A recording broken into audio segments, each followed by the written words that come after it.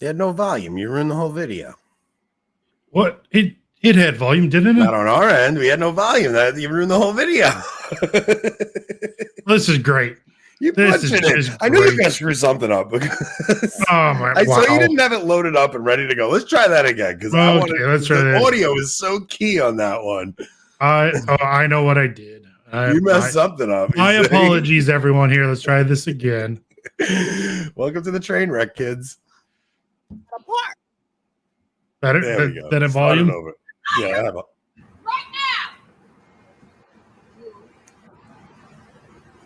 Damn. What? Okay, so this video has everything we love. It has women police and it has women drivers all in one. So I had to First off, we should introduce who we are because we have a new audience this time. We have okay, so real quick, guys, what's going on is this show is going to be broadcast to an EWTN affiliate on radio. So I don't know if they're an EWTN affiliate. They're an EWTN affiliate. I think they said they wanted to have us instead of EWTN. No. I don't know. They are an EWTN affiliate. I may have that wrong, but it's going to be on AM radio in North Carolina, essentially, right? The Carolina Catholic Media Network or something like right. that. So our show is going to be radio. So we have to remember when we play these videos that we have to kind of explain what just happened. So what we just watched is a video of a woman cop who hopped out of her car, tells a man to get on his knees, and she forgot to put the car in park. So she's standing in front of the car and the car almost runs her over and she had to hop back in the car and throw it in park. What do you mean sellouts? Who's selling out? We're trying to make the brand bigger, Margot. So Margot also asked if I will be at the conference. Let's see. I saw she asked. So Margot asked if I'm going to be at the conference both days. Are you going to be at the conference both days or just Friday? I am going Thursday morning. I'll be there Thursday afternoon, and I'm staying until Sunday. What conference? The Canceled Priest Conference in Chicago. My talk itself is being presented on Friday afternoon. So if anybody by chance if you're local and wanted to pop in just for the day, my talk is on Friday afternoon. And for those listening on radio, who are you? Oh, man. This isn't going to work. This isn't going to work. Well, they've never heard us before. What are we going to do? All right. So we're avoiding Babylon, right? I'm Anthony. Do we have to really do this every episode? We have to intro ourselves? No, but at least the first one, I think. All right. I'm Anthony. I'm Rob. And we're avoiding Babylon. This is gonna be weird, Rob. Yeah, this is really. I don't like. I don't like any. This is getting way too personal. Yeah, I don't like professionalism. I love the video because it says our name. We never have to actually tell anybody who we are. Margo says, "Yes, I'm just some random Long Islander." So a lot of things coming up. All right, so I'm going to the conference to give my talk on Friday. I'm leaving Thursday morning. I'm heading there. Then when I get home, my wife will be away. She'll be in California with my daughter's final dance competition because we are taking them out of dance. So this is their last dance competition. Have you told them yet? Because the last we had to talk with them last week. How'd that go? Not great, you know. I'm Anthony. I'm Rob. We're alcoholics. Joe Diodati. So for anyone listening on audio, podcast, or radio, we throw a lot of comments up on screen from YouTube. So if you get a chance, check us out on YouTube, especially live, because we throw comments up on screen. We interact with the audience, stuff like that. So if we ever just say something that seems completely random and out of place, it's probably because we're talking about a comment. We're reading a comment off the screen. Your mic cuts out a little bit, Rob. Like it sounds like you're fading out as you're talking. So I don't know if that's because you have to speak closer. So anyway, so when I get back, Nicole will be away, which means I'm going to broadcast pretty much every day next week. I'm going to do a couple of locals only shows to do some stuff for our patrons or local supporters, whatever you call them. Margot says maybe you shouldn't read every comment. So okay, so just make sure you don't at least read Margot's comments. That means. Got it. All right. She'll be upset. Lauren calls us avoiding alcohol. I am avoiding alcohol, actually. I had one, you know when I had a beer? I had a beer on 1 Peter 5. Yep. When we did the show with 1 Peter 5. My face has been popping up all over lately. Yes. I was on with Father Laval the other day. I was on with Tim Gordon. And then we were both on with 1 Peter 5. See, Margot's trying to get me to read some of her comments. So, all right. So we do have a couple of other videos. We're going to talk. We have a lot to talk about tonight. So tonight's show, we're going to discuss the Andrew Tate thing. We're going to discuss the new Synod document. James O'Keefe just dropped a video on BlackRock. And then I do have some stuff with Joe Rogan. And we also have teachers indoctrinating children. Did everybody see that teachers indoctrinating children video yet? I actually haven't seen that specific one yet, but like, I don't know. None of these things that surprise me anymore. Not only do they not surprise me, it's like I almost feel like everybody does them, right? Like everybody talks about them. Yeah. I mean, it's like the Synod. When you and I were talking about the Synod today over text, and I was like, Yeah, the Synod I want to talk about just because it's like that document is borderline X-rated. I'm glad I didn't read it then. Yeah, it's like it has like conversations about like polyamory in it and stuff. Do you want to do that first? Like, what should we do first? That's a good question. Well, we said it was about Joe Rogan, so maybe let's save that. Yeah, let's save that. We always love to bury the lead. Yep. The Joe Rogan clip is interesting though, because he was bragging about something his daughter does, and I'm like, these people just have no idea what they're playing with. At first when I was looking to make the thumbnail for this, I figured I'd throw a picture of his daughter up. No, she's 12. Thinking it was like the stepdaughter he adopted and is like 20 something. But then I watched the clip and it's like, oh no, he's talking about his 12-year-old daughter getting it. Essentially playing with Ouija boards. I mean, not that, but like it's essentially the same thing. It's like it's a high-tech version. Yeah, it's like these people don't realize what they're opening. They think it's all a joke. So was Rogan raised Catholic? Yes, Rogan was raised Catholic, but I don't think he ever took his faith seriously. Why don't we play that teacher audio, because that teacher audio is interesting. Okay. Because the kids are interesting in it, not the teacher, whatever, but the kids are really interesting how they handle it.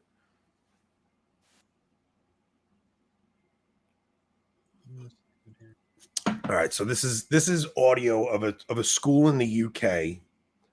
If you're listening on radio, you'll be fine because it's pretty much audio only. So yeah, it's just a picture on screen. So yeah. So all right, let's see. Let me know how the volume is. You've just really upset someone.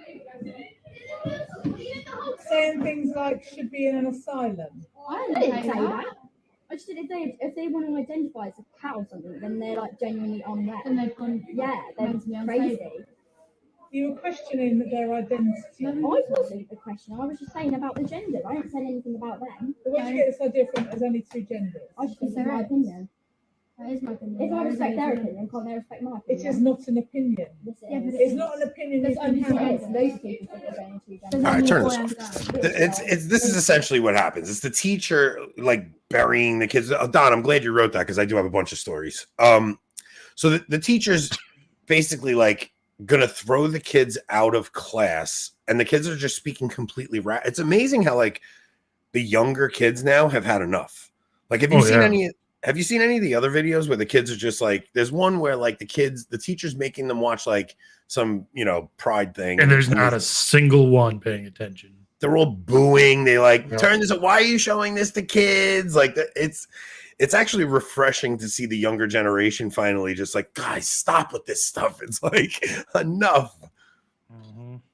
It's wild. But all right. So wait, I did have stories. So I was going to tell last week about some coworkers, right? So there was one where I tweeted out a conversation. The guy comes up to me. So the guy comes up to me and he says, and I just saw a meme that said, I'd rather be at church thinking about God. I'm sorry. No, I'd rather be fishing thinking about God than be at church thinking about fishing. So I was like, bro, that's the most ridiculous thing I've ever heard. It's Protestant nonsense. I'm like, you have to understand what church is. And I go into explaining to him the Eucharist and how Mass is how we embody the faith. So now this is a guy, his father was Catholic, his mother was Jewish, or maybe vice versa, one or the other. He's half Jewish, half Catholic, which essentially means he was raised as nothing. Right. Right. Like you're essentially raised as nothing at that point, because instead of one parent taking the lead, basically both parents say, you know what? They both just give up. Faith doesn't matter at all. So I started explaining like Catholicism to him a little bit, and he was because he knows like they call me the preacher at work, you know what I mean? So like he knows something's going on, and he's like, he thought I was gonna be like, oh, that's awesome, man. Yeah, go fish and talk about God. I'm like, no. I'm like, listen to me. I'm like, if the church's claims about the Eucharist are real, then there's nothing more important a person can do than go to Mass every Sunday. And you could throw fishing out the window for all I care, because at that point, all that matters to me is what I do on Sunday. So I left it at that. He was like taken back a little bit. You know, I wasn't sure if I offended him. The next day he wasn't on my crew, and I'm on my ride home, and I work late. And on my way home, I get a phone call from him. I'm like, oh no, what's this? and he calls me, and he's like, I haven't been able to get this conversation out of my head all day. I'm like, what do you mean? He goes, I thought you were going to like tell me like, oh, good job. Yeah, that's good. Go fishing and think about God. He's like, you're the first person to ever like challenge me on anything. He's like, so I'm like, we wind up having like a 20-minute conversation on the way home about like I told him that I'm going to give the talk at the priest conference. Like, just, I just told him some different things. I'm like, I went most of my life not paying attention to this stuff. And then I start going into like, look, because he's the first one to tell me like, oh, the world's crazy. Look at all this rainbow stuff. I mean, he used harsher language than that.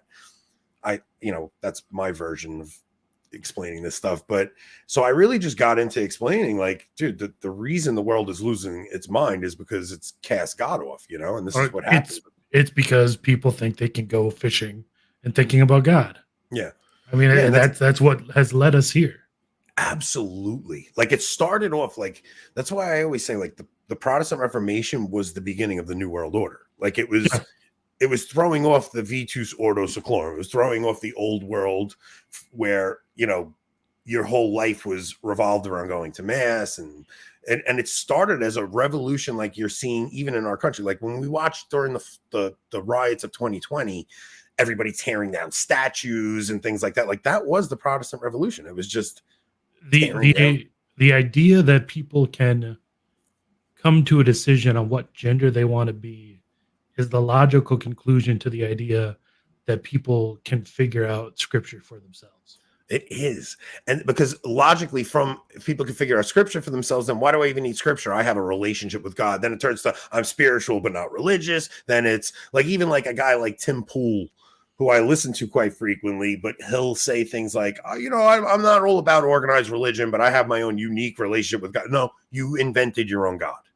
Mm-hmm. That's what you did. You invented your own God at that point, right? There is not a less intelligent thing a person could say than Jesus did not come here to give us a religion, because that's exactly what he came here to do. It's amazing, right? Like it really is amazing. I got to figure this thing out, Rob. So every once in a while, I'm like, just getting an actual physical mouse. That would probably work too. I don't know. I wouldn't even know how to do that. You're gonna have to come and set me up. You just plug it in, dude. So what happens is my screen goes dark. You just need one of these. Yeah, wherever I left my mouse, I have to move it to light the screen back up. Wherever I left it, I wound up highlighting the comment. So, all right. So that was the first one. Then the second conversation I had at work was, what's today? June 20th. So this was on Friday. Friday was the 16th. 16th, right? Something like that. 16th. So Friday I'm working, and I've been working with my friend Charlie for 20 years. We both started, we were the same age. He's my age. We both started at 18. He was there like 4 months before me. And when we were about 20 years old, he backed his Jeep up and ran his aunt over and killed her. So it was June 16th, 2000. So it was the 20-year anniversary on Friday Wow. or Thursday, whatever day it was, right? So I saw he was like bummed all day and he just like wasn't talking. And I'm like, what's going on? He goes, oh, it's the anniversary, you know, when my aunt passed. And it just got into a conversation about God and things like that. And I'm like, well, do you pray for her soul? He goes, Anthony, I pray for her soul every single day of my life. So my friend Charlie goes to mass. Like, I don't think he like really like knows his faith that well, but he goes to mass every Sunday. He baptizes kids. They got their communions. I just don't think he ever like did a deep dive into the faith. I think it's more of a thing passed down culturally. As an Italian, you know, keeps his, he makes the sign of the cross when he passes a church or a cemetery, things like that. And I got into this conversation just talking to him. I'm like, Charlie, I know that was like one of the most heartbreaking things that ever happened to you. You know, like you killed your aunt. Like I said, but there may be a day where, like, when you see her in the afterlife, where you find out that your hitting her caused you to pray for her soul every day, and you're the only person in the world that prays for her soul every day, and that may be the thing that gets you both to heaven. You know? Like, that's a very possible that, like, that he, because he hit her, he decided, he told me, he goes, Anthony, I pray a Hail Mary, I pray an Our Father and 3 Hail Marys for her soul every single day. At night when he puts his kids to bed, they always pray for his aunt. So like a thing like that, as tragic as it is, may be the thing that saves his aunt's soul, because who else is praying for his aunt on a daily basis? And maybe he wouldn't be praying every day. So it's like, you really, and I got into the whole God writes straight with crooked lines thing. I'm like, you can't see God's hand in it at the moment, but sometimes you look you look down the road, and in hindsight, you see God had his hand in something the whole time. And it's like, it was just a really good conversation at work, you know? And all the guys around me listening to it, because it was me and him having the conversations, 5 guys around me having the conversation. So that was the other work story. And then Sunday, Father's Day, I wore my Avoiding Babylon shirt that my son made me. Yep. Now, my whole family knows I podcast. Obviously, my mom's always in the chat, things like that. But my wife's family has no idea. Oh, so well, that's probably good up until now. Yeah, I've probably mentioned them a few times. I hope they're not watching now, because then now they might get curious. They're gonna watch. Oh no. What's funny is the trajectory my relationship with my brother-in-law Timmy has taken over the past. Happy late Father's Day to both. Thank you, Enoch. So the it's a really is he the one that got a divorce and no. Okay. No. Because that's another story you should tell. What you were talking about on Father's Day. About the one who's getting a divorce and just got a new girlfriend. Okay, so that's my side of the family. Okay. That's my, and I can talk about that. Okay, yeah. I can talk about that because that's my brother's brother-in-law. Okay. So we'll go to that next. All right, because I do have a bunch of stories. So but my wife's family, I had my my Avoiding Babylon shirt on, and my brother-in-law saw it, and he's like, "What's Avoiding Babylon?" I'm like, "It's my podcast." Like, Nikki made me this shirt. But what's interesting about my conversations with my brother-in-law are that I'd say like in the last year, he has started asking questions about God, and genuinely curious, like not in a hostile way, nothing like that. Like he's genuinely. So the last time your wife's family is nominally Lutheran, right? Well, nominally Lutheran, right? So about a year ago, we were up at my uncle's house in PA where we're going in August, and my brother-in-law, they always come with us. We go every year. I've always had a broken side by side. Yes. So I've always had a good relationship with him. Like he's always been a very good friend. Yep. But this last winter when we went up there, he's like, we had a few tequila shots, and he was like, "All right, Aunt, I'm ready to talk about God." Like he brought it up, and I'm like, "Really?" He's like, I'm ready to hear it. Like he was 5 minutes before that, he was probably over there just, okay, I'm gonna need one more for this. Okay, I'm ready. Let's do this. But it's funny because, like, listen, you don't realize, like, I never like hammer these things down. Like, I'm not like an annoying preacher with my wife's family. I only bring it up if it's brought up to me and questions are asked to me and stuff like that. But he started asking questions, you know, and so we had a really good conversation. We were upstate. Then a couple of weeks ago, he tells me this story about his neighbor giving him a book in the driveway. And I'm like, so before we go, my wife is like, please not with the, you know, try not to, you know, overdo it with the God stuff today, because she's worried I'm going to push people away. So I'm like, I won't bring it up. I won't bring it up. We go, and he tells me this story about his neighbor giving him a book, and the neighbor gives him the book, The Warning. Now, the book, The Warning, is the book my sister Chrissy read that made her break off her engagement. She had it's really the book, The Warning. The book, The Warning, is not about Garabandal or anything. I was going to say, it's not about that warning, right? It's kind of, but not really. All it is individual stories of conversion. So there's about 30 or 40 stories of conversion of people individually having an illumination of conscience. So there's like Marino Restrepo's story in there. There's Father Calloway's story in there, but they're just individual stories. And my sister read a couple of the stories and it hit her hard, and it caused her to start discerning religious life. Now my sister's going to become a passionist nun. So it was just one of those things where it was like, I mean, this is like, that's not an accident that your neighbor came and gave you that book. And, you know, so we started having that conversation. So he sees the shirt I'm wearing, and he's like, okay. And then I tell him I'm going to give this talk at the conference, and he's like, I want to hear the show. Send me an episode. So I sent him the Danielic Mystery episode. That's a good one. You know, I figured better than the one with the person in the suitcase, for sure. Yes. I sent them the Danielic Mystery episode because I really think that's an episode I just think that's our best episode. It's approachable to anyone with, you know, of any Christian. Yeah. Like it's not too thoroughly Catholic, and it kind of explains the things going on in the world around us and gets kind of just the general story of Christianity down. So I sent him that. So if he's going to listen to something, he's probably going to listen to that episode. I don't think he'll listen to this one. Now at my parents, with my family, we're all sitting. Now the night before I go to Fire Island and I take the boat there. That's when you get stuck and play the beer pong. And it was like 30-mile-an-hour winds, 40-mile-an-hour winds. I'm on Fire Island and I'm like, I don't feel safe driving back. So we find a hotel room on Fire Island for $200 for the night. This is literally unheard of. They're usually $600 a night. And it's one of the nicest hotels. So they just didn't sell out all the rooms.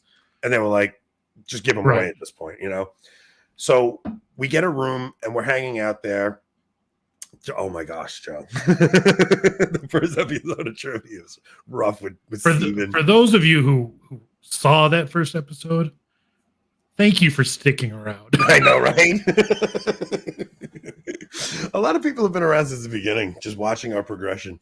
So, all right, so we're stuck on Fire Island. I bump into my little brother, Joey, my brother Joey's like 11 years younger than me, and all his friends have a house on Fire Island. And it's like a torrential downpour. There's hail coming down, and I see them, and they're like, just come in the house. We wound up hanging out with like a bunch of 28-year-olds and 29-year-olds for the entire night, like playing beer pong. And my wife like just fits right in. She just thinks nothing of it. She's hanging out with these 20-something-year-olds. I was going to say, the one picture you sent me, I'm like, is that Nicole in the background with a group of people just talking? She'll just jump right in with a bunch of young kids. She don't care. She's fun, Nicole, man. So, all right. So that was the night before. Now on Father's Day at my brother's house, his brother-in-law is there, and they're sitting at the table, and he's like bragging to me about hanging out with a new chick after his wife filed for divorce.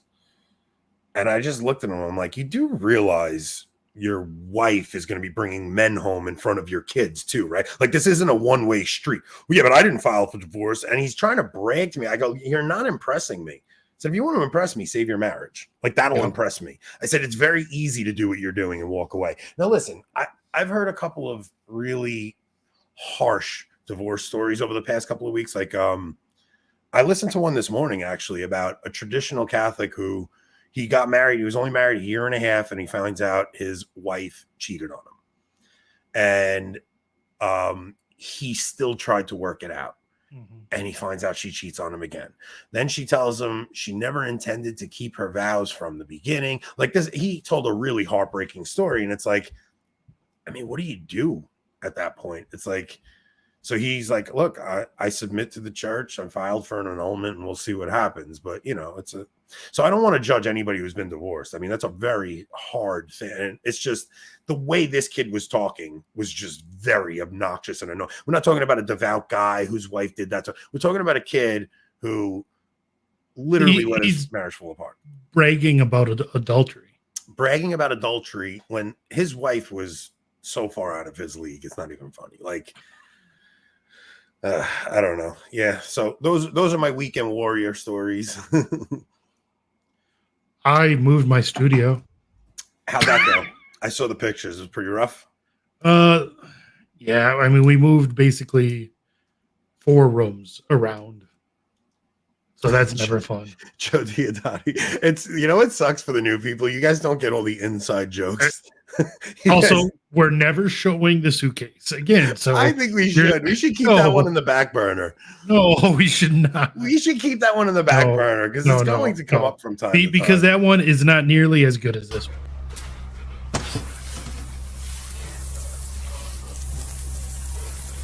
Oh, best. It's the whole version of that today. It just laughed the whole time. Yeah, you know what we'll have to do? We'll have to post edit the audio only stuff. I mean, the visual only stuff out. Yeah. Like there's no way to explain every video. It's not, work. Well, while we're kind of on a subject, of not having a subject, we should play the Spiritu Sad. Play the Spiritu Sad real quick. Okay. So this is a video, but it also it's good for audio too. So yeah, here we go. Are you tired of searching YouTube for something that won't make you run to confession? Let's talk about the Catholic video alternative platform, Spiritus TV. Spiritus TV is the only video platform that is guided by Catholic morality. That means you will not have to worry about the influences of modernity on you and your family. In a time where YouTube is promoting whatever flavor of the month degeneracy, and all these supposed alternatives are the same thing with a different coat of paint, Spiritus TV is here for you, your family, and the faith. Check us out at spiritustv.com. That is spiritustv.com. All right, you want to do Joe Rogan? Yeah, let's do Rogan. Let's do Rogan. All right, so this is a clip from Joe Rogan talking to Theo Von, and he just so nonchalantly says this. So I figured we would just, have a quick conversation about it. We'll see where it goes. And this is one of those kind of aspects of the occult where a lot of people might not realize it's a cult. So I think it's good to kind of highlight this. Yeah. Come on. Oh, let's see. He's been there. It's weird. Like the club has always been there? Yeah, the club. It's like it was waiting for us. Mm.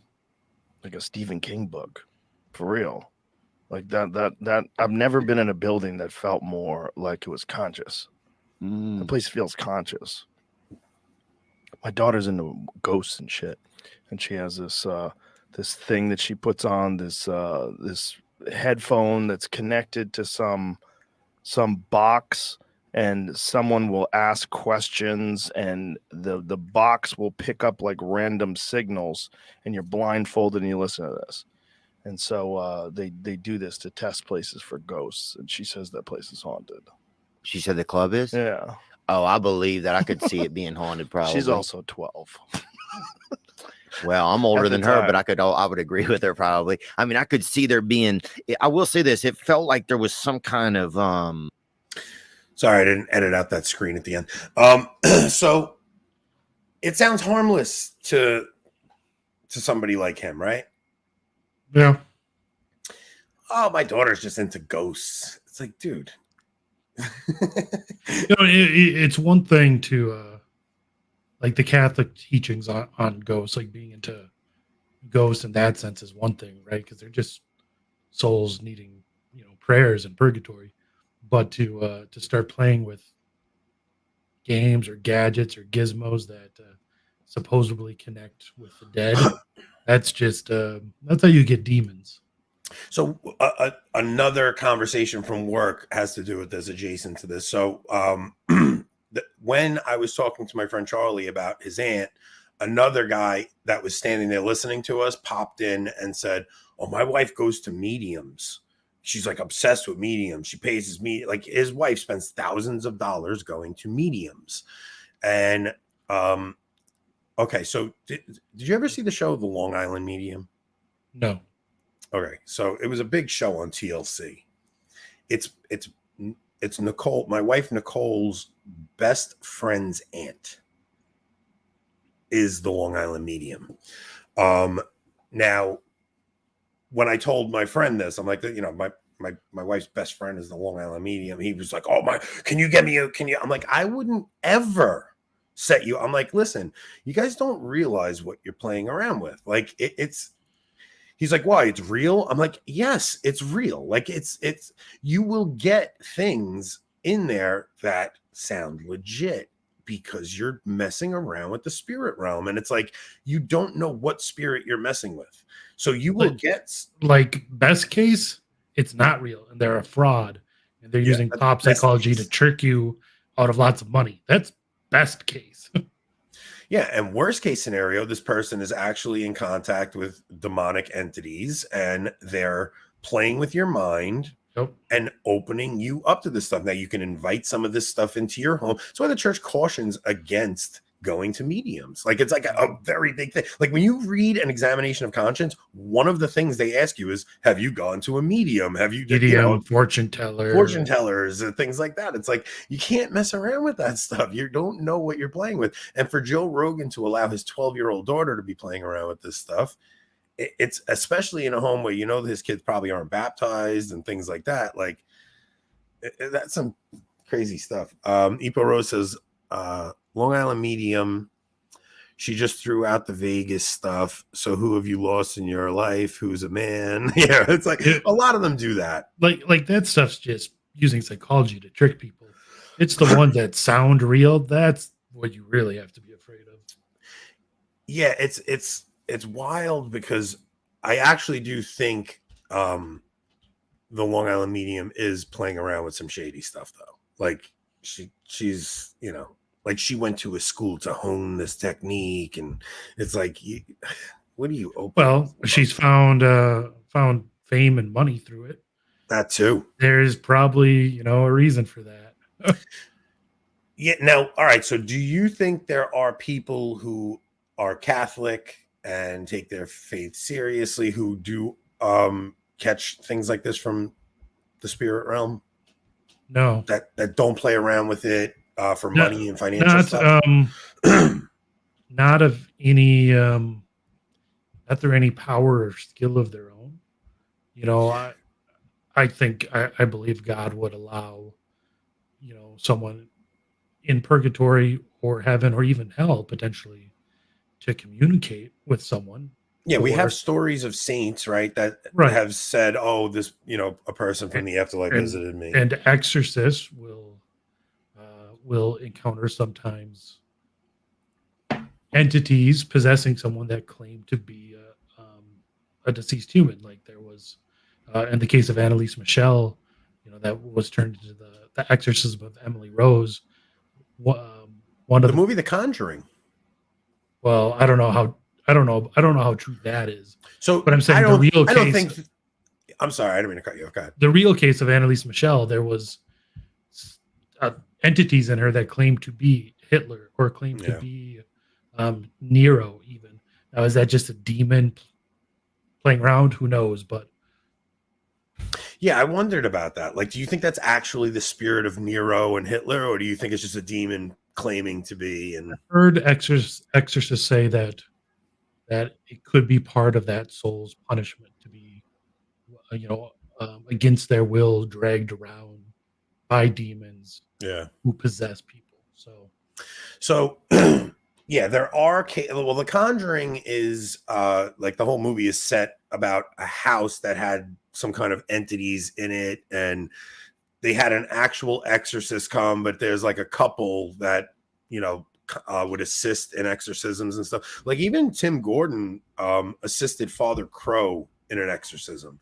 Now, Father Crow said it wasn't like anything like you see in the movies or anything. It was really just deliverance prayers and things like that. And he got permission from his bishop to do it and things like that. But so it wasn't, there wasn't two voices coming out of the person or anything like that. But there is cases of laity participate. Like when you see the videos of Father Amorth doing exorcisms, the girl's family is around. They're all saying their rosary while he's praying the deliverance prayers. Oh yeah. Ed and Lorraine Warren, The Conjuring. They were into some other stuff too. I don't know how much. You think so? Yeah. Yeah, I don't know much about them. I think Judas was one of the names given by demons in Annalise Michelle as well. Yeah. Yeah, it's weird stuff. Don't mess with it, guys. I mean, is the ghost stuff really all that interesting to risk? Risk your soul over? Not to me. Yeah, I don't think so either. No way. Definitely not. Like, you got to be crazy. All right, so you guys, let's just go over the synod document. We'll do that. We'll cut that segment up and we'll put that out. So, which news source should we read this from? Like, I kind of want to go to a liberal one. Should we go with the tablet? Because the tablet is what you sent me, I think. Yeah, I want to read it from the people who are embracing this stuff. Here's what it is. If you go to, I don't want anybody trying to square the circle. Right? Like, I want to hear the people that are excited about this stuff because I want to see what the hopes are for this thing. All you have to do is go to Austin Ivory's Twitter account then. It's getting weird, right? Like the whole... What, the synod or him celebrating Rupnick's artwork still being in churches? Forget Rupnick. I'm talking about during the month of the Sacred Heart, Francis sending letters to outreach, right? Like it's a hard one, man. That's a really difficult one to grasp. It's like, what this is about. And I watched Lofton defend it the other day. And I could understand not speaking on it. I could understand I get that. It. I can understand ignoring it. What I don't understand is the defending it. I think it's pretty indefensible, to be quite honest. There's no way he can claim, well, maybe he's getting bad info and he doesn't know. No, he knows exactly what James Martin is doing. And it's like we see that they're pushing to go in this direction. And 2 days after that happens, you get this document. So you get this document, and a section is devoted to the promotion of the baptismal dignity of women, which emerged as an urgent priority during synodal dialogues, involving women at every level of church decision-making, including the possibility of female deacons, will be on the agenda at what is said to be a groundbreaking meeting in October. The Synod Instrumentum Laboris, or working document, published on June 21st, lays out the framework for discussions due to take place on October 4th to the 29th, a key event for the most ambitious Catholic renewal project in 60 years. This is being set up as Vatican III. Without all the pomp and restrictions that come with an ecumenical council, because if they hold an ecumenical council, they would of course not be able to promulgate this heresy. So they have to hold another sort of event that they can publicize as that sort of council without it truly being something like that. A perpetual synodal church is what they're going for, which is essentially a perpetual council without the guarantee of dogmatic certainty of a council. Right. It's a church without tradition. Yeah, it's all right. Look, so we've been talking about I've been talking about the rainbow stuff a lot, right? What is your position if the church adopts some of that stuff at this synod? Like, what do you do? Depends on how they do it. If it's just a synodal document, I ignore it. I fight against it. If they, I don't know, somehow do it. What do we do if the church And- starts blessing these unions? I think. So Margot says Jesus promised, right? So we have the promise that the gates of hell will not prevail. So But- I've been really trying to like think about I would how, anything short of an actual council or an ex-cathedra statement.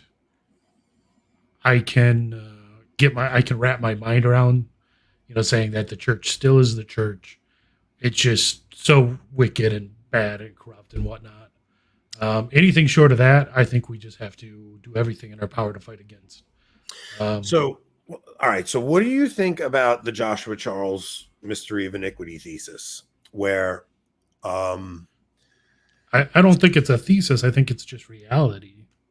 okay, so all right, so this is the position. It's taken from a Donatist bishop in the 4th century. Donatists were decreed heretical at a council at some point in the early church. I don't remember what council, but this is before it was he was, I think, whatever. His position was the mystery of lawlessness grows up in the church at all times, right? But something seems to have happened at the council, or at least from when Paul VI lays down his papal tiara, where it seems like the church has laid down its authority and let the world have its authority. But the mystery of iniquity would be that this mystery of lawlessness is in the church. Now, there's the body of the devil and the body of Christ, and they overlap a little bit inside the church. So if you look at it like a Venn diagram, so inside the visible church, there are those who, even somebody who falls into mortal sin, is a baptized Catholic, falls into mortal sin, but still wants to be considered a Catholic. Someone like Joe Biden. Yeah. And the hierarchy is now saying, no, this person is a Catholic in good standing, right? Like that's what's weird about this. So it's like the mystery of lawlessness is so entrenched in the hierarchy that it's like, I really think that we may get to a point. Okay, so we know the papacy has to endure till the end, right? The office. The At office least, of, yes. so I really think after Francis goes, we're going to come up on a conclave that is, I have two theories. One is going to be a very long interregnum, and the other is they'll have two. How do you define as very? What do you define as very long? Anything over a year would be a long interregnum, But not historically. It would not be without precedent.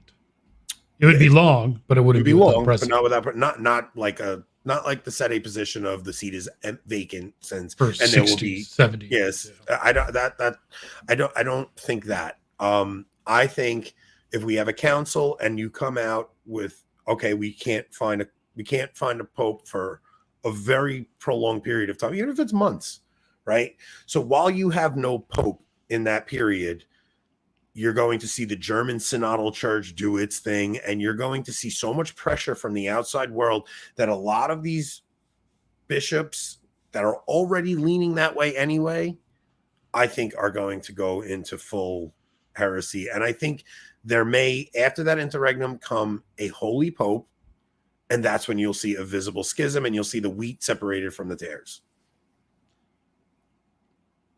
I mean, I don't think it's crazy because it's happened before. Yeah. I mean, the Aryan crisis was, in some ways, at least in the numbers of bishops that were not truly Catholic, was quite a bit worse. But I don't know. I don't know if we'll see. It's hard to say. I think the German church breaking off would be.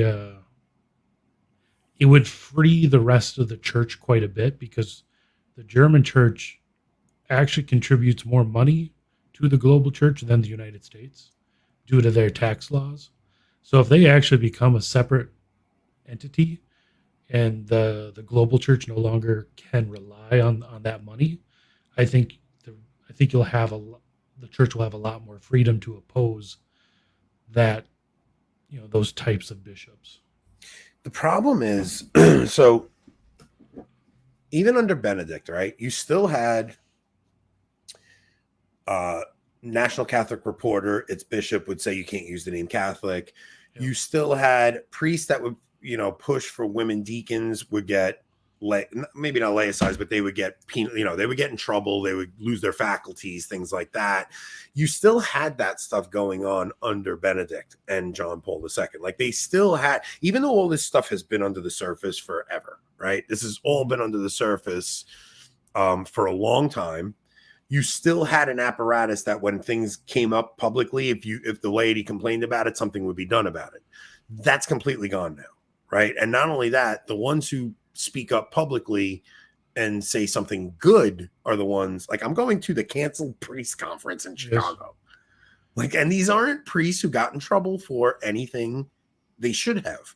Like, that's not what a canceled priest is. A canceled priest is not someone who did something wrong, right? A canceled priest is someone who literally just said something true and got in trouble, or he was a little too orthodox and his bishop pulled him out of being a priest. So it's like, it's a very strange time we're in, and I think that after Francis is gone, like I think things are so bad. Like it's so beyond a human fixing at this point. Like there needs to be a separation of the wheat and the chaff. Like there has to be. I think we're already seeing that. I mean, since Francis was elected, the Cancel Priests organization, for example, they did not exist under Benedict or earlier. It took something like Francis, and yeah, it's terrible that they've been canceled, but those priests now have more freedom than they had, and they're getting the word out and they're doing good things. And now you have bishops like Strickland in Texas, who obviously how long before he gets in trouble? I don't know. Probably not very long, but how many bishops did you have like that under Benedict? So under yeah, JP2? So what you're seeing, well, the thing is, there's so many guys you thought were good guys under Benedict and JP2 that as soon as Francis came out, you saw them. Like there were guys that we used to be like, oh, he would be okay as a pope. He would be okay as a pope. And they're literally out there pushing this stuff as hard. Like Francis is the great clarifier, right? I mean, you've said that in the past. So I think you're right. After Francis, things might get really bad. There might be big schisms, but at the same time, I think that is good for the church. I think there has to be one. Like I just do. I think there has to be a schism. It's like they can't keep the authority structure in place pushing this stuff like this. It has to end. There has to be an end to it. Right? There has to be a way for Catholics to clearly know, okay, this is like, I just think that the reason we're not being persecuted right now is because we have a hierarchy playing with all this stuff. So you really don't see much pushback against Catholics while Francis is here. But once Francis is gone, I think you are going to see everything. By the secular authority, everyone is going to come after us. You're going to see real persecution. Don says we're optimists. It has to end. I'm saying not the world. I'm saying the madness has to end. Yeah. This is madness. Come on. This stupid. They're talking about polyamory in this document. Polyamorous relationships and how can we incorporate them in the church? It's like, it's just so obscene. It's an X-rated document. 1 Peter 5 and Tim Flanders has for a while now called this the third pornocracy, right? Yeah. And if you look at the first and the second, the first pornocracy being like under the Avignon papacy, ending in the Great Western Schism. Then you had the second pornocracy being during the the Renaissance under your favorite Pope, ending in the Reformation. If this is the third pornocracy, it's not going to end in any way except some sort of, some sort of schism or large scale heresy or breaking away. But after the first pornocracy, you had a revival. After the Protestant revolt, you had the actual real Council of Catholic. Trent. You had the Catholic true Reformation, Yeah. which was an amazing revival. And after this one, I think we'll have another one, and it's up to us to make sure that we do. Yeah. Yeah, I think there will be a separation. There has to be. Like, there just has to be. And I think once that separation comes, you'll finally get clarity in doctrine again. You'll get some of these things getting corrected, but you're also going to get some very severe persecution. So, like, all of us Brandon are correcting me, not Avignon. It was earlier, but Brandon knows his stuff. he's the only one that's ever. He did beat me in drift. Yeah, Brandon knows his stuff. I trust him. He says it was then. It was then. Yeah, I think that there's going to be there's going to be a cross once clarity comes. That's the problem. So it's like we're all like, oh, we want clarity, but a lot of the reason that, like, you even look at how much the world itself has changed since Benedict stepped down.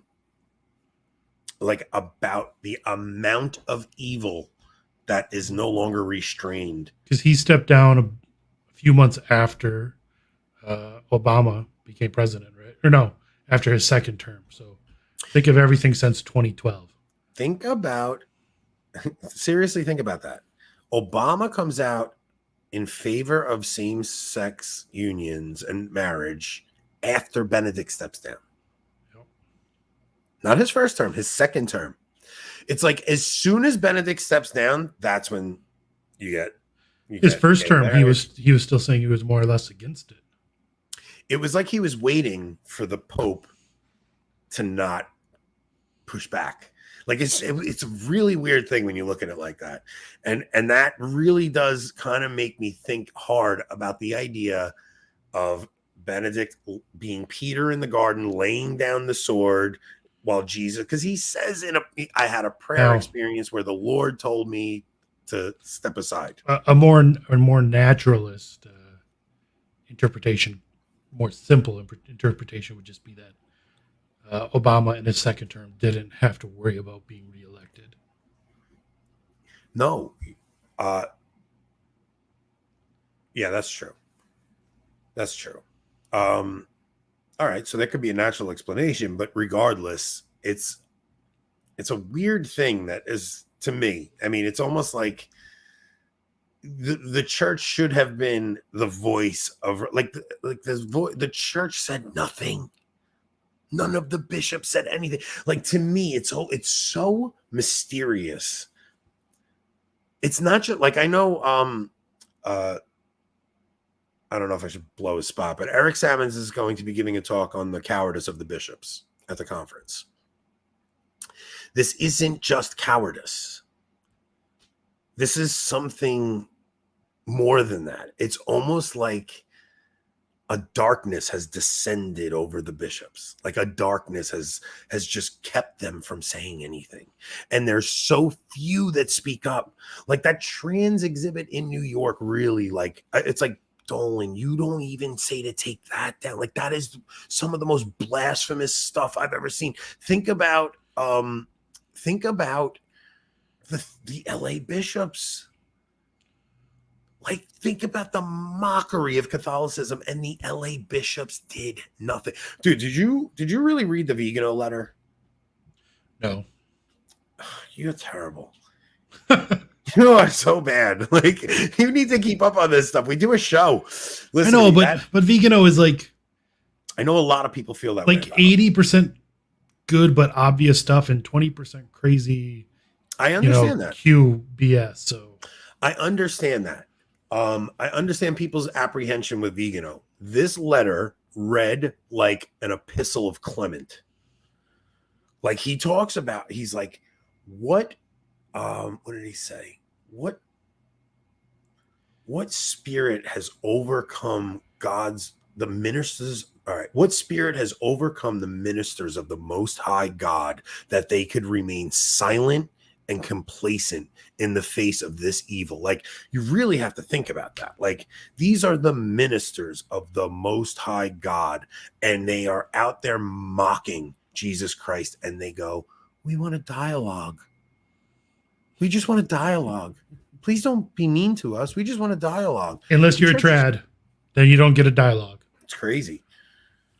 It's crazy that and a lot of people that are so adamant that everything is fine with this papacy are the same ones who are more charitable toward Protestants than they are to fellow Catholics. 100%. And that is hard for me to grasp. It's like there's no empathy for the Catholic who's looking at this scenario and going, what's going on here? There's no, you guys are crazy, conspiracy theorists, things like that. It's like, I don't know. There's more empathy for the Catholic that's in a gay marriage that goes up to communion every week, receives sacrilegiously, than the Catholic who wants to kneel, receive on the tongue, and has concerns about the sacrilege happening. See, like, I have to be honest, like, I agree with this statement. Most of the bishops are anti-church body of the devil. Like, I truly believe that at this point. Like, it's not, look, the idea of the anti-church is not a crazy conspiracy theory. I mean, you had Bishop Sheen comes out in that talk that he gave in the 1940s, and he talks about how the body of the Antichrist will, for all intents and purposes, look just like the church, but it will be the anti-church. It will lose its grace. It will lose its mystical everything. It's like, here's what throws me off, though, because it's like you still have Eucharistic miracles in the Novus Ordo. You still have incorruptible saints in the Novus Ordo, right? Like, these are all things you still have. So you know that God is still present with the church. Like, he is. I just think that there's going to become a separation. Like, there's going to be this whole mess we all see will be clarified soon. But with that clarification comes persecution. In a way that we don't even know what's coming. And especially guys like me and you out here saying this stuff publicly. Oof, you're done. Yeah, I blame you, by the way. This is if I had just ignored that call on that Saturday morning. I mean, listen, we might have to move into the mountains somewhere so people can't find us. Yeah. It would be like that meme where like with the Appalachian Mountains and never mind. I would go there. I think that we're going to, I mean, ideally, like me and Rob were talking about, like, all right, well, if we ever get this thing making enough money to like do it full time, Tennessee. Yeah, that's where I want to go. We go Tennessee, right? Speaking of in-person guys, honestly, listen. We need local supporters, guys. Now, if you subscribe to locals, don't get a crazy idea that you actually get anything extra. No, you are. You're gonna listen. I know. All right, so listen. Oh, that's the other thing. All right, listen. So, let's talk about what's going on this week. Okay, so I leave Thursday morning, right? Yep. So Thursday night, I'm having dinner with Kennedy, Eric Sammons, possibly Father Dave Nix, Trevor, a bunch of us are going to go out to dinner. Yep. Friday, Eric gives his talk in the morning. I give my talk in the afternoon. Friday evening, me and Kennedy are doing a live stream. Rob will join us remotely, obviously, but me and Kennedy are going to I'm bringing all my stuff with me. Kennedy's going to bring all his stuff with him, and we are going to live stream from one of our hotel rooms and give you guys some juicy gas. If you guys get a few drinks in you, most of the audience is not going to be able to understand either of you. Either of us, right? Kennedy's with I'll be able to understand Kennedy. I mean, I'm going to make him talk full Canadian accent, and I am going to talk full New York accent. You guys are going to need translators. So, yeah, but Trevor, I'm going to ask Trevor to come. Trevor's going to bring some Trident Team brew.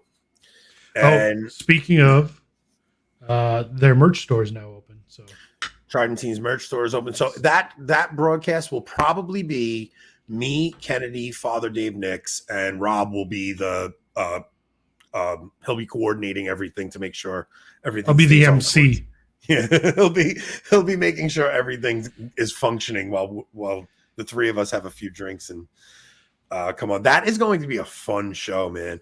So okay, so Thaddeus, Tychonius is really the person who's affected my understanding of the church and the anti-church. So if there's a book, it's written by an anonymous author. Should maybe No. There will be a future book on the subject. Okay. At some point. Yeah, okay. Wait, Taco Nacho, you think this is full New York accent? You see how I said New York? That's not New York accent. Like, okay. If I'm going full New York accent, it's going to, like, I'll say aw instead of You guys should hear him when I'm on the phone with him and he screams at someone on the road or something. I'm like, what was that? Me? What are you doing? Are you out of your mind? We don't say ours.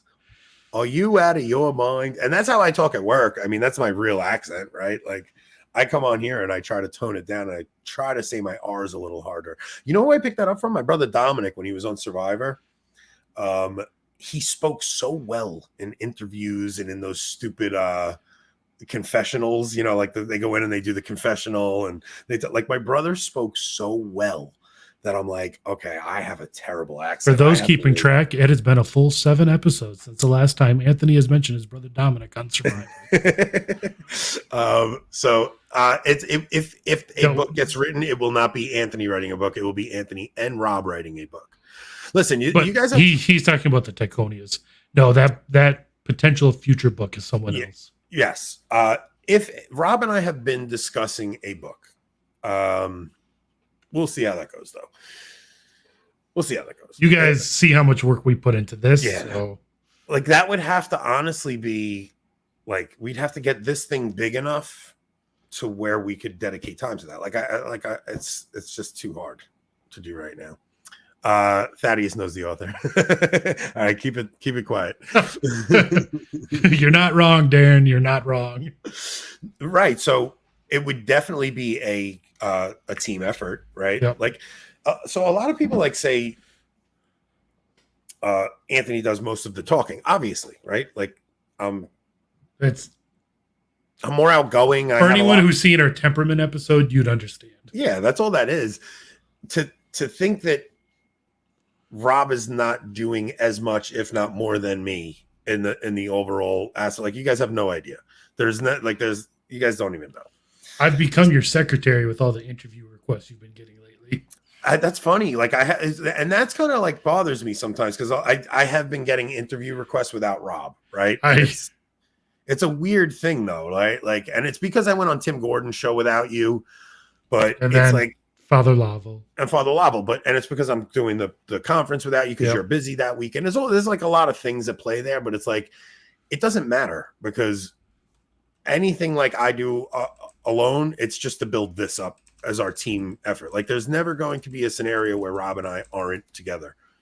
Like, we're not doing the Beatles breakup. There's no Yoko Ono here breaking things up. Good. I don't want either of us getting shot.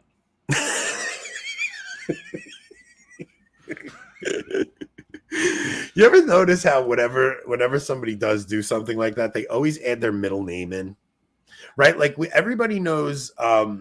So John Wilkes Booth, right? Yep. Like, we always know the middle name of the assassin. It's a strange thing. Like, like who was it with Reagan? Same thing though. You know the middle name. Who shot Reagan? Yeah.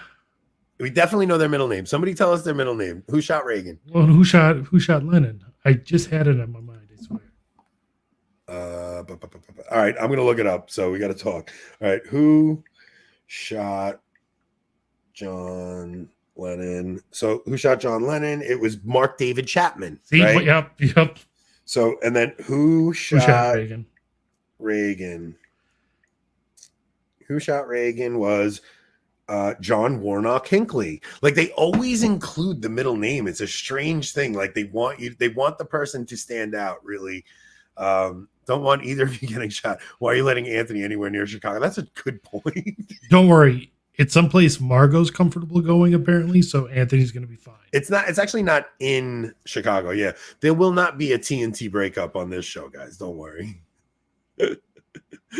Mostly because if Anthony decides he's done with me, there's no way I'm doing this on my own. So I don't think I would do it alone. I really don't. I don't like doing it alone. Like, I don't like it. It's not fun. First of all, it's not just that. Like, I want people to see a friendship develop. Like, there's something unique about what we're doing that nobody else is doing. And it's just two friends talking about the faith, right? Like, there's no, like, every other show has such structure to it about what they're going to talk about, where this show, even tonight, went from, okay, we're going to talk about Joe Rogan, and we talked about work stories, and we talked about family stories. It just, we had a female cop getting run over by her own vehicle. Exactly. What did Margot just ask? She said, Anthony, may I please join dinner on Thursday night? Margot, I can't, not Thursday night, but you will be joining us for something. Margot, so, remember, men and women cannot be friends. Yes, it's not that. I'm not the one that organized the dinner, so I can't invite other people. Like, I don't even know if Trevor's coming. It's not my dinner to invite anyone, but Margot, I will include you in something, I promise. So the conference itself won't be live streamed. All of the talks are going to come out at a later date. So I'm pretty sure on the Canceled Priests YouTube channel, all of the talks will be coming out on that, which I'm excited about. Like, as long as I do a good job. So Matt, Tridentine Brewing cannot sell commercially right now, at least their beer. They're located in Illinois, and they are working on that. But their merch is top notch. They have some amazing designs and logos. So go to Tridentine Brewing store. Yeah, they have the Habsburg Vienna Lager. They have actually have a bunch of merch that you've never given away. Swag that I never gave away because we never did all the episodes. Like, I actually have it right here somewhere. Because we stopped trivia. Stop trivia. I have it somewhere over here. I don't know where I put it, but yeah, I actually found it the other day. So anybody who watches this show regularly, I'm only going to add like, there are things I will add to my talk, but a lot of it is going to be the things that Rob and I have been working out on air over the past few months, right? Like, so it's going to be my theory that what we're seeing in leftism, and specifically the rainbow, as an inversion of Christianity, but we're seeing it come as a religion. I have things that I've never said on air that I saved for this talk, and I have points that I'm going to bring up that, you know, I'm gonna at least give a few surprises. But if you guys watch my Tim Gordon show, that's the bulk of the thesis there. And half of it's just going to be him ripping on Salmons and Kennedy. So I have to come up with some good jokes at the beginning. I gotta break that. First of all, I'm going on after lunch. Everybody's gonna be tired. Like, yeah. I have to open with some gems. For the first 5 minutes, you should just play it like you decided just to do trivia for the whole time. I have a few jokes that I'm thinking of doing, but I don't want to say them now because I don't want to ruin them. Yeah, you don't want to say it. Richard Reagan didn't die, but he was still shot. I think what he's saying is that's why we don't use the middle name. If Reagan had died, maybe we'll say. I got you. So who are some other people who were assassinated?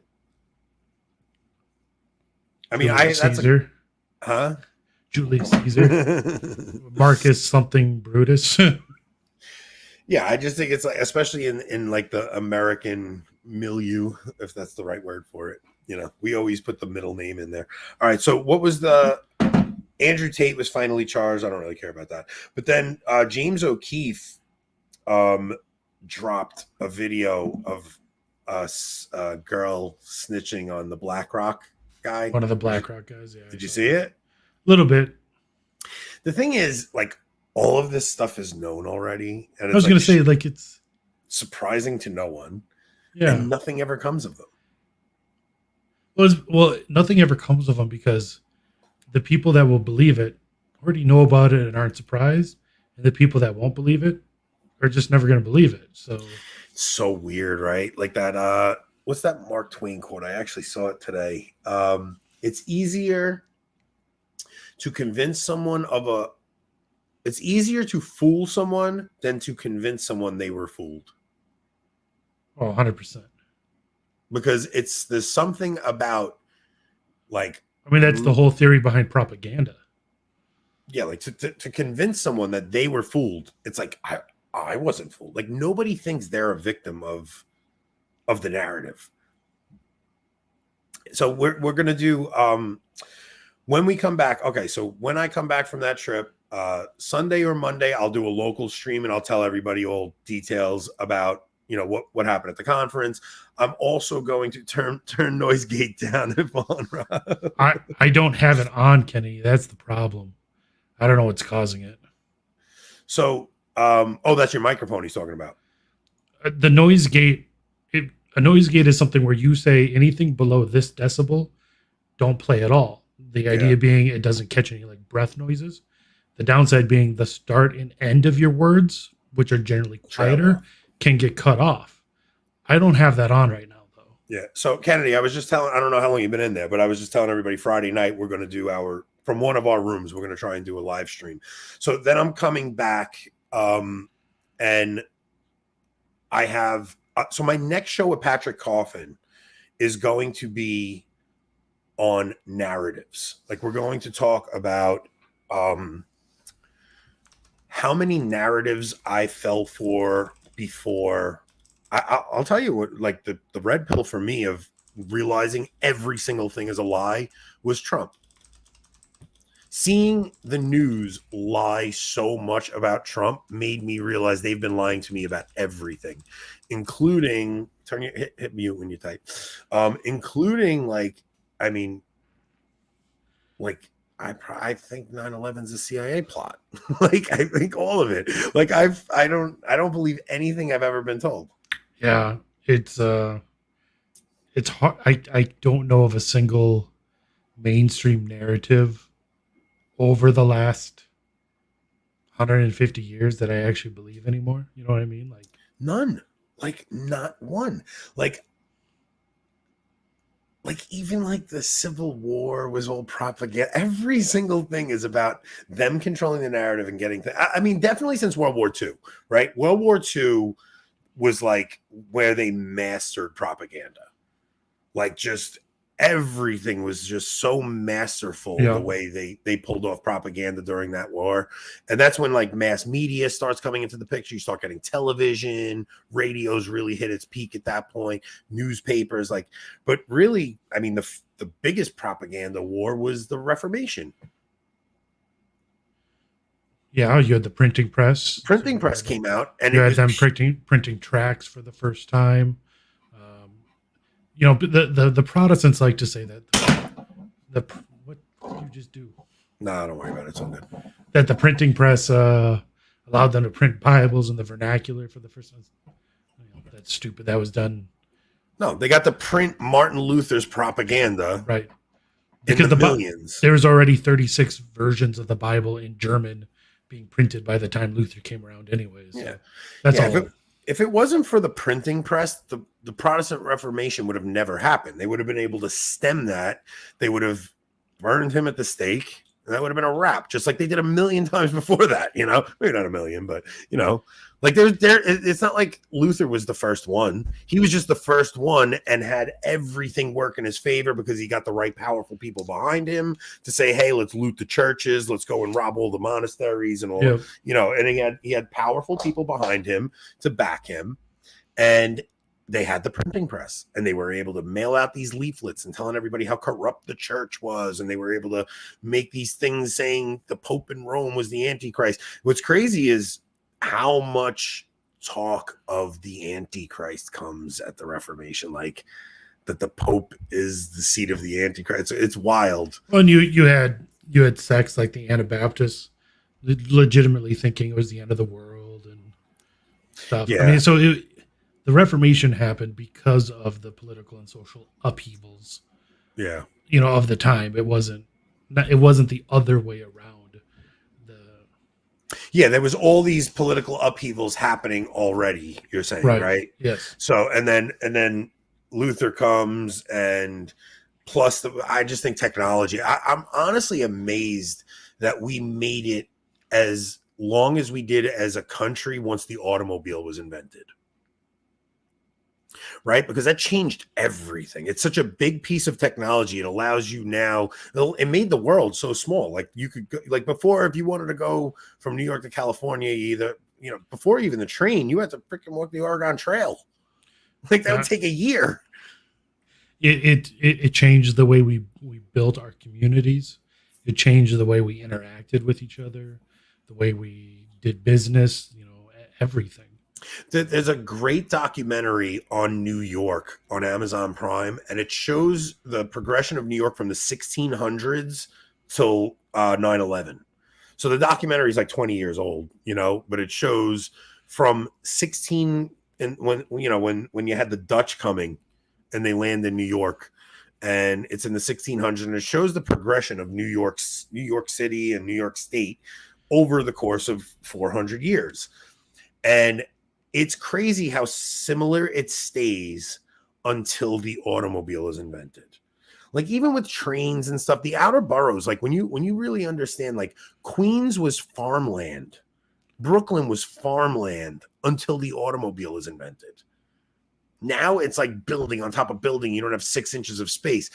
And Robert Moses comes in and literally kicks everybody out of their houses, pulls eminent domain, and builds these highways all over New York, these beautiful neighborhoods in the Bronx, all just thrown up. And he builds all these ghetto project buildings. Like he just starts building. So he wants to get the riffraff out of the nice areas, and he just starts building these these complexes and their projects. And he just affordable housing. It was either yesterday or the day before. Hope and I were watching Unsolved Mysteries. Yeah. And the episode was about 2 toddlers who were kidnapped in New York, and they're describing the projects that these families live in, and how it's 10 high-rise, 14-story high-rise towers, all more or less all in this area. And I mean, I live in a town of 1,500 people. I grew up in bigger cities, but right now there's, I live in a town of 1,500 people. Yeah. There is that many people in one of these 10 high-rise towers. It's wild. Like, I just can't even imagine that. Yeah, like Michael, he who shall not be named, Michael Jones. Oh, I thought you were talking about Lofton. I got to be honest. I feel like. Gosh. I'll withhold. I just think he's. Remember, he's irrelevant. radio. I just think he's irrelevant. Yeah, I thought you were going to. I just think he's irrelevant. Like it's not worth talking about him. He's irrelevant. I thought you were going to say something about Michael Jones and his favorite people. And I'm thinking, radio. So EMJ wrote that book, Barren Metal, and it's like it's showing how like the architecture really changed everything. Like making people disconnected from their environment, putting them in these high-rise buildings, disconnects you from your community in a way where you don't care about your community, which is why like littering happens, and you don't feel a connection to the place you live anymore when you're in these high-rise buildings. And it was intentional, and it was really meant to break up these Catholic ghettos where you had these really beautiful communities where aunts and uncles and grandparents, like the idea of the nuclear family is very new. Yeah. You didn't have nuclear families before. You had families. The nuclear family really is like a modern American invention. And you hear about it all the time. Everyone's like, they're trying to destroy the nuclear family. They destroyed the nuclear family when they broke these communities up. You would have a parish, and you would have families living all around that parish, and you were all in walking distance to the parish. And you had your grandparents and your great-grandparents living in the same home as you. You lived in a 5-family home, 4-family home, and everyone knew everyone. You would play with your cousins all the time. How many kids see their cousins now? It's crazy. You don't see your family anymore. My family, I'm in such a unique position because my uncle owns the company I work for, right? And all my brothers work for that company. It's the only reason my family is what we call nepotism. Nepotism. It's called mob ties. So it's like all my brothers are able to work at the same company, right? So we all live in the same town basically. So I see my family's very unique because of that. Like I am very close with all my brothers and sisters because we all live locally, except for my sister that's going to Kentucky to be a passionist nun. My other sister is doing something else. But like for the most part, me and all my brothers are very close. We see each other every single day at work. How often do you see your brother? Maybe 6 times a year. It has to be an event. That's ever since we moved up, out of the cities.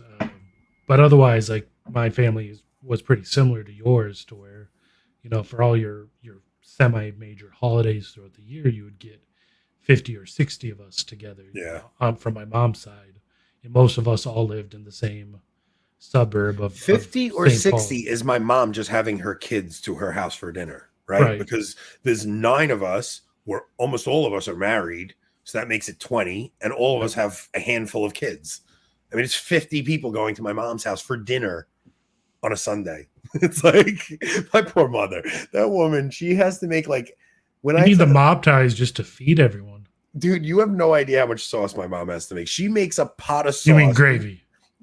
No, it's sauce. We don't say gravy. Kennedy, it's gravy, right, Kennedy? What do we say? Kennedy says sauce too. He's a proper Italian, even though he pretends he's not. Oh, he's Canadian. With that last name Hall. He changed his name. His name's not Kennedy Hall. It's like Pasquale. Pasquale Savarici. There's no way his name is Kennedy Hall. He's a Guinea. But yeah, like my mom has one of those giant pots that the witches used to throw children in. What is that fairy tale with the candy house? Hansel and Gretel. Hansel and Gretel. Yeah, that's what she makes sauce in. Yeah, it is. It's very unique. It's very beautiful. It's a very unique situation my family has, and we're all able to stay close. And it's like there was one time my grandfather was talking to my mom, and he was like, "Yeah, well, if God's real, how come he took care of me so much and gave me so much money and not you?" And my mom goes, "Well, maybe God blessed you to take care of the rest of us. Did you ever think that? Like God, the sun shines on the good and the bad, but like." By my grandfather starting that company, he was able to keep his entire family together. Like even my uncle is like a legit patriarch, right? Like he is the patriarch of the family. So he's the only boy. He has like 7 sisters. He's the only boy. So my grandfather just kept going until he had a boy. He's the baby. I'm like, he just kept going until he finally had his boy. Now, my grandfather passed on. My uncle is the patriarch of the family. Like he takes care of his sisters and her kid and all their kids. Pasquale. So it's like when you have a good patriarch, then the family stays together. If something ever happened to my uncle, I'd never see my aunts ever again. And like if I don't see them for a while, all I got to do is say something to my uncle. I'll be like, "Yo, I miss my family. You got to have a party. Let's go." And I guilt him right into it. Yeah. Just tell him he's cheap. Don't be cheap. Throw a party, bro. Let's go. He can't stand being called cheap. New York Italian, there's no way you can let that one go, right? Nothing makes him angrier than calling him cheap. If I tell him he's cheap, he throws a party right away. All right, we're coming up on an hour and a half. Do we have anything else we wanted to touch on?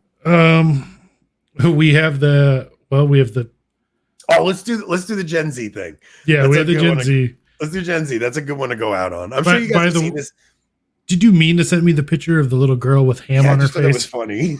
That was hilarious. Put that up. Well, let me show that real quick. Put that up. This picture made me laugh. Little girl with slice of ham on her face receives over 1 million prayers on Facebook. You guys, this is what I get sent every day. Not just by Anthony, but by Jason and Mark over at Tradman too. Jason and Mark, we're in a group text with them. I'll turn my phone, put my phone down for a half hour. I come back, it's 187 texts. These kids are out of their mind. For 45 minutes today, right around my lunchtime when I'm sitting at my desk hungry, Jason and Mark, who both live in Houston, went on a 45-minute discussion about their favorite places to get tacos. It's like, dude, we don't do local talk here. You guys want to do that? Do that on your own text. All right. Okay, Gen Z. I love the way this guy handles it when they get the answer wrong. Like, it's my favorite part of the video. Like, watch how when they say the wrong answer, watch how he handles it. It's my favorite part of the video. All I'm going to say is for everyone listening on audio, you really should be thankful you don't have to actually see this video. Yeah, it's a little trashy. Here we go. Utah, to be honest with you, I never heard of that place ever in my life. I live under a rock. Can you name? The question was what state? What state is Utah in? Was the question. She had never heard of that place in her life. Okay, here we go. 3 countries besides the USA. I suck at history. I was like, my worst subject. Can we do like science? No. Any three, you know this. A country? Oh my jeez, this is terrible. Oh my god. A country. What, besides the US? Yeah. I'm sorry, I can't. All right, it's fine. I can't do history. I can't. Do you know how many dimes there are in a dollar? Make up $1. A dime is the 10 cent or the 5 cent? Oh, You tell me.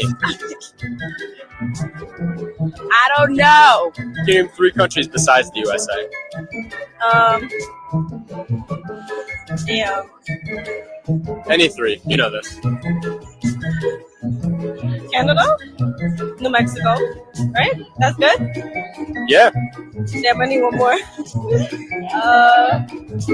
Damn. Yeah, so you got Canada, New Mexico, and what? Damn. I need to go back to school. Do you know how many states there are in total in the US? 100. How many continents are there? Straight. Continents? Yeah. Yes. Do you know what 2 countries border the US? Yes. yes. Bordered. Yeah, like on the borders. The only border I know is Puerto Rico and Mexico. Yes. Like, all right. So if you ever watched like one of his full videos, they answer wrong. He's like, yes, and he always tells them they got it right. Puerto Rico, 1, not a country. 2, if it was, it would be one of the few that has no borders because it's an island. So there's a video called Talking to Americans done by the CBC. We'll have to check that out. I'll look it up and we'll play clips of it next time we do a show. Oh, come on, Kennedy. If we could do Talking to Canadians, it'd be the same thing, except they just go, A at the end. Oh, sorry about that, A. Mexico and Puerto Rico, eh? I think I could do a Canadian accent. Please don't. I think I could get it down. I'm going to hang with Kennedy over the weekend. I'll study the way he talks. He'll pick up my New York accent, and we'll impersonate each other on Friday. All right. That would be funny. That would be funny. I think Friday's going to be a fun show. We're gonna talk some smack about the other people that don't know me. Do you realize how few people are going to know me at this thing? Like, what am I doing speaking there? John Henry Weston, Abby Johnson. Okay, here's the thing. You're the reason you're speaking there, and we both know it. I know. You haven't told anyone else, but you did this. Saying, I have no business being there. Which is why it's hilarious. I'm going to make an impression, I promise everyone. That's the problem. Yes, Margot's 100% right. More people will know her. Absolutely. From the Master of the Ages documentary alone, I would think. Margot has like 100,000 Twitter subscribers, too. No, she doesn't. It's like she's got 10,000. Okay. 10 or I was going to 11. say 5. No, she's got like 10 or 11. I think she's got 10. Margot, how many you got? If you only got 5, I'm about to catch you. I'm about to go past her. She's got 5,200. See, I'm gaining right. on you. I'm gaining on you. I'm only like 1,500 behind you. I'm going to catch you. All right, let's wrap this thing up. This is a fun show. We'll cut up the segment. What segments we got? We'll cut up the Joe Rogan segment and we'll cut up the Synod segment because I think those are the 2 best segments for small clips. Like you guys that stick out the whole hour and a half, you guys are the best. Because there was a lot of nonsense in this podcast. Do we really want this to be the one we give over to the radio I don't know. station? Find an old one. This is a rough one. I was thinking the one with your sister would be really good. It would. But that's one it doesn't tell who we are. Right. And I can always do a voice introduction. Send the Patrick Coffin interview over. That Patrick Coffin interview, I think, was a great interview, man. Or Father Isaac. Father Isaac, too. If they're trying to get younger guys to watch, Father Isaac is good. Any of those interviews. The Father Dave Nick's interview was great. I think all of our interviews are great. Like, I really do. Yeah. I think we're getting good at them. I think they all came. I'd say the Martyrs Walk one, but the guy who's putting us on the radio station is that guy. So he's probably putting that one up himself. So. Yeah, I agree. Brandon says in the whole podcast a lot of nonsense. It is. That's the whole point of this. Sometimes they're a little better than others. I never know. Like, you know how you know if you had a good show if it goes fast. And tonight went fast. I mean, it couldn't have been that bad. You know what's funny? This one. Like, there was no special guest, nothing like that. We had 55 people watching at once. And I have fun doing them. Yeah. Like, I like just sitting and talking, me and you. I mean, the guests are fun, don't get me wrong, but I do like just sitting and hanging with you. It's like talking about whatever nonsense is going on and whatever. Plus, we can play stuff like this. I'm not gay no more. I am. Let's play that whole thing. That thing's the best. I'm not gay no more. I am delivered. I don't like men no more. I said I like women. That's Stephen Waltman right there. Just so you know, just so everyone knows, there's no way that guy went more than a week with a woman. He went right back to his old lifestyle. Margaret says she prefers no guest. And all right, you guys are saying it was a good show. I never know, like, because I know, like, the thing is, like, these are the shows that get more live viewers and that people interact with more, but it won't get the views. You know, it won't get the views, but I think like the people that stick it out, we interact with them way more. You're right. So it's 100%. You know what we say to those people? Trap made it happen again. Look at it, we got a fire department out here again. Cause they always going down somewhere. Cause all on crackheads over there. Cause I had an accident, man. I hurt my homeboy, man. My homeboy got to go to the hospital. Cause look at this shit, cuz. So. Mike RTF today, he said, what did he say about me? He goes, yeah, Anthony's like a real everyman, except that he's rich. He's always on vacation. He's not really an everyman at all, to be honest. He's just jealous you have two toilets. Envy's not a good look, Mike. Mike, literally bust my hump to go to work a stupid job in construction in the city every day. Don't tell me I'm wealthy. I'm literally not. Like, me and Nicole, we're like, we can't live here no more. Like, I can't afford it. It's just my food bill. You have no idea. It's insane. Just wait till the kids are old enough, kick them out, and then go live on the boat. I honestly, I would sell the house and get a bigger boat, and I would live on the boat all year long. That's how you end up dead. Yeah, she'll push me overboard. I was just thinking of a storm or something, but yeah, sure, no, she might murder you. She'll push me over, but she's waiting for the right opportunity. If she does, can she put you in a suitcase first and record it? So many people say this to me. Like Nicole said it to me. She's like, every time I watch you guys together, it's the funniest thing because like you guys are so opposite. Like it doesn't make sense that you guys wound up together. With the odd couple. All right, let's wrap this thing up. I gotta get. You know, I'd say it was like, you know, God's providence or grace, but I don't want to put this on him. I really don't. It's working great. Let's go. Until there's a major incident, we're doing good. So, all right, let's wrap this one up. Oh, let's see. Let's play this one. Unite the Clans. You know, when Enoch put us in his Unite the Clan songs, the original's definitely better. I'll just say number 2. Unite the Clans. Enoch. Let's go. Yo. Take me back to my reversion. Unite the clans. I give thanks to each person. It's that same holy water that we immerse in.